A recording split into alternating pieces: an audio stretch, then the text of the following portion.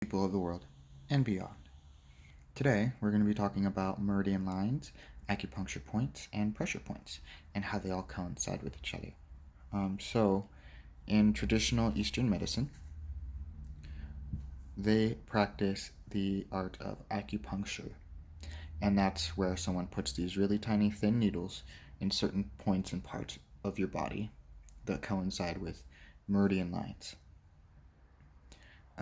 There are 12 meridian lines in the body. There's the lung, the large intestine, the stomach, the spleen, heart, small intestine, bladder, kidney, pericardium, triple warmer, gallbladder, and the liver.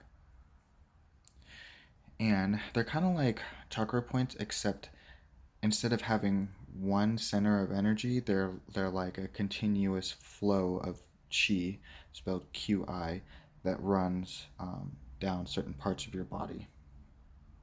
And we've all had that friend who, well, as a guy, mostly, I guess, I've always had a friend that comes up to me, at least in middle school, that would come up and press down on like the pressure point on your neck, or you have that overly aggressive uncle with giant meat hands that just takes his hand and puts it right here and does like that Vulcan squeeze, and you're just like, I can't breathe.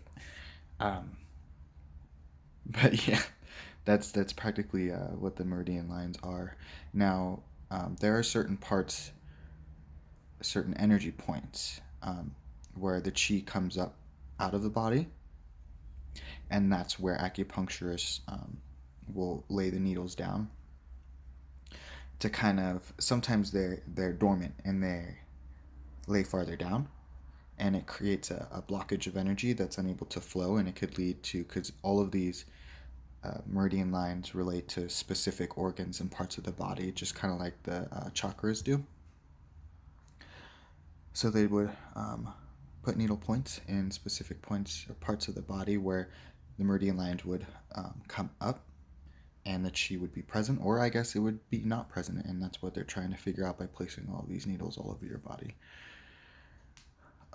So our health depends on the balance, as well as the balance of yin and yang energy and our life force energy um, that are present in the meridian line. And any living being has chi, which is just life energy. Some call it prana.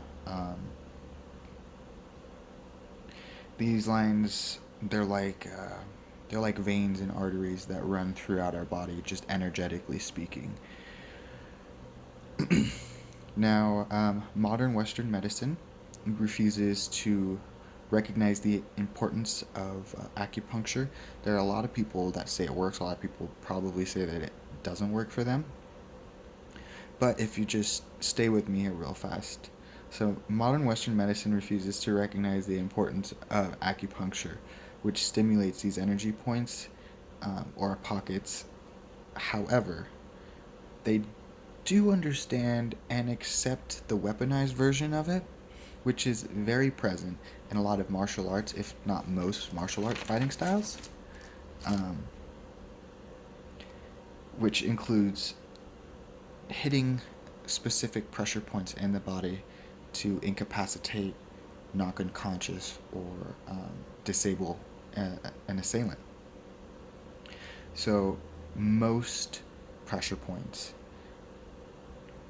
sit on meridian lines, which is very strange. The doctors don't. They think it's a pseudoscience, and I've been doing research for a few hours about the correlation between all of these things. And a lot of the stuff that I was looking up, uh, they some doctors seem blatantly like proud to not consider it a valid form of medicine, even though it's been used in Eastern traditions for thousands of years, and that most fighting styles rely on the use of specific pressure points, which are meridian lines. They access or stopping the flow of energy throughout the body, and they rely heavily on that, like military, police officers, martial artists, anybody who has any kind of fighting training will end up using um, a pressure point. Um,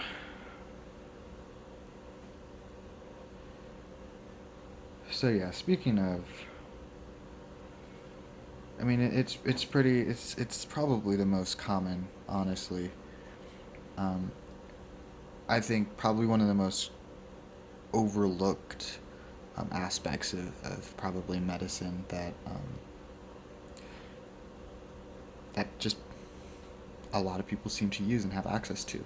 Um, and it's just interesting that martial arts uses this kind of fighting style. A lot of them do, including the kind that killed like George Floyd, the police officer that sat on the guy's neck. That he was literally laying on a pressure point, and I know it seems like common sense, so to speak, of to go for someone's neck when you're trying to disable someone, kind of like how a lion attacks a gazelle. Um, and I guess if you were in the military in unknown territory, you would think to have control of an enemy's neck would be like a smart decision, but George wasn't a gazelle. Um, and this obviously wasn't a military situation. It was using excessive force on a civilian, which is obviously wrong. Um, but it just seems to me to be a little overlooked. That's all. I mean, and if we're gonna go farther in, because man, I went all the way in, and I've been looking at different things for most of the day.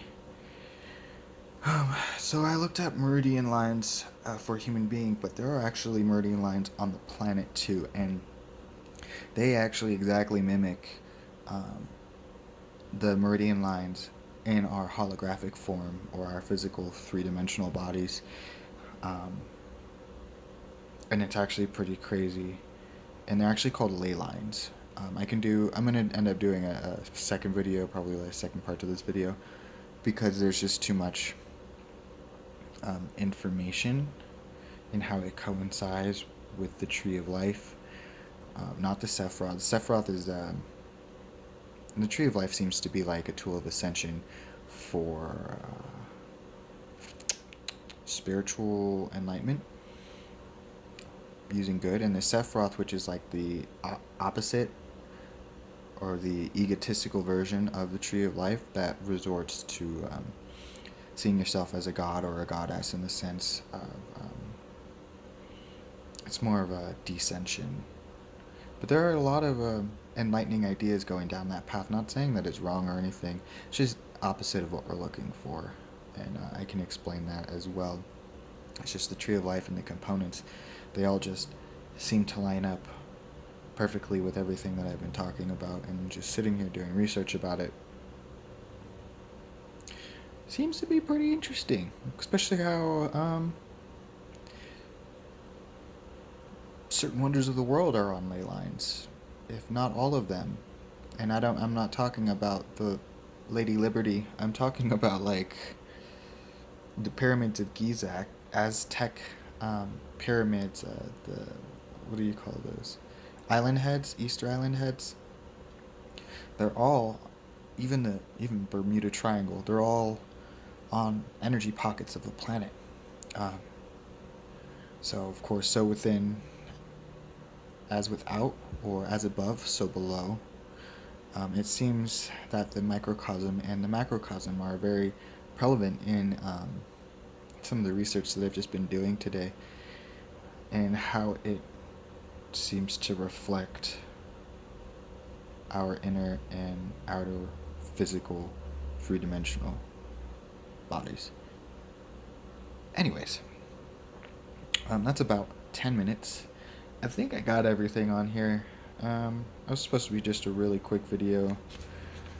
Of course, I would definitely look up Meridian lines. Unfortunately, I don't have the editing software yet to show you what Meridian lines look like, or how they relate to acupuncture or pressure points, and all of that kind of stuff. I wish I did, and I will have it soon. It's just I'm working on it. We all got to start from somewhere, you know? Anyhow, I believe that's all I have for this week, and I will see you guys um, next week. So, like, subscribe, please, and see you again next week.